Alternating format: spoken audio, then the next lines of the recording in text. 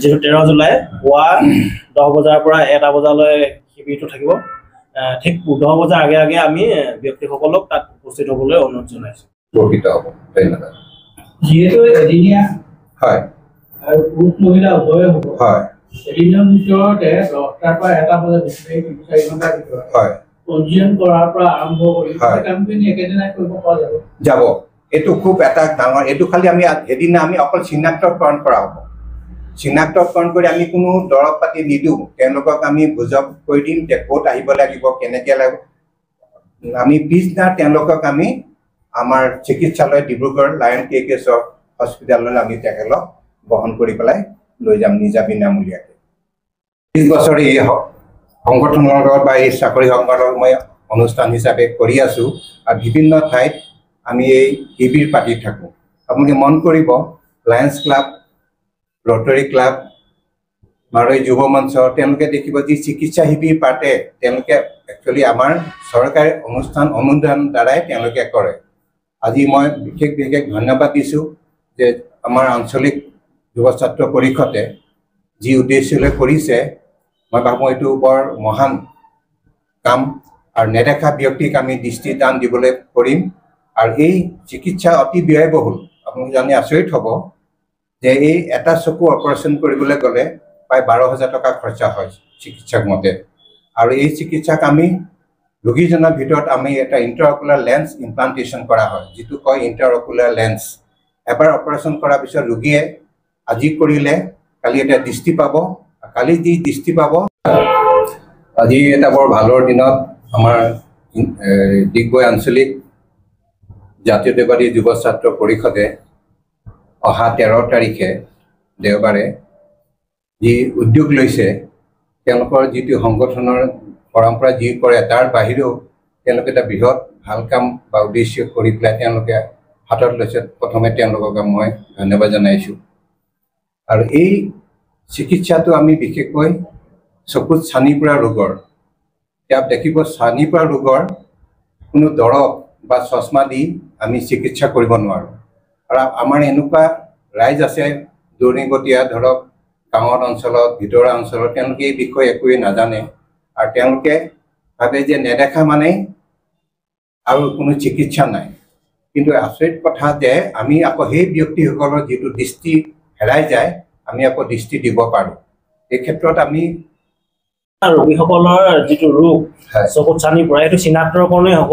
সেইটো 3-4 ঘণ্টাৰ ভিতৰত সম্পূৰ্ণ হৈ যাব। যিমান প্ৰায় আপোনাৰ 200 পৰা 250 ব্যক্তি আহিলেও আপোনাৰ তেওঁলোকৰ সেইদিনাখনলৈ নামসমূহে পঞ্জীয়ন কৰি লোৱা হয়। তেওঁলোকৰ যিটো চিকিৎসা অন্ধ হয় হয় লগত অভিভাৱক থাকিব লাগিব। হয়, যে মেডিকেলত লৈ যোৱা হ'ব, চশমা লগোৱা হ'ব। হয়, তাৰ ৰিপ্ৰেজেন্টেটিভৰ ব্যৱস্থা কিবা আছে? এতিয়া আপুনি ভালে প্ৰশ্ন কৰিছে। ধৰক এতিয়া আমি 50 জন ৰোগীয়ে পালোঁ। 50 জনৰ লগত যদি এজন গাইগুটীয়াকৈ যদি মানে আপোনাৰ এছিষ্টেণ্ট বা ৰোগীৰ সম্পৰ্কীয় মানুহ পঠায়, তেতিয়া আমাৰ বহুত ব্যয় হৈ যাব।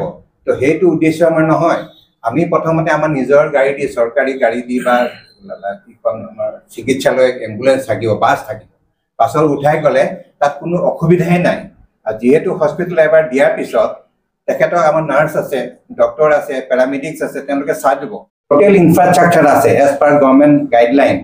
ভাল OT লাগিব, আমাৰ চাৰ্জন কেইজন ট্ৰেইন হ'ব লাগিব, তেওঁ ইমান দিন কৰিছে আৰু চিকিৎসালয় সম্পূৰ্ণ তেওঁলোকক চিলাইজ হৈছে নাই।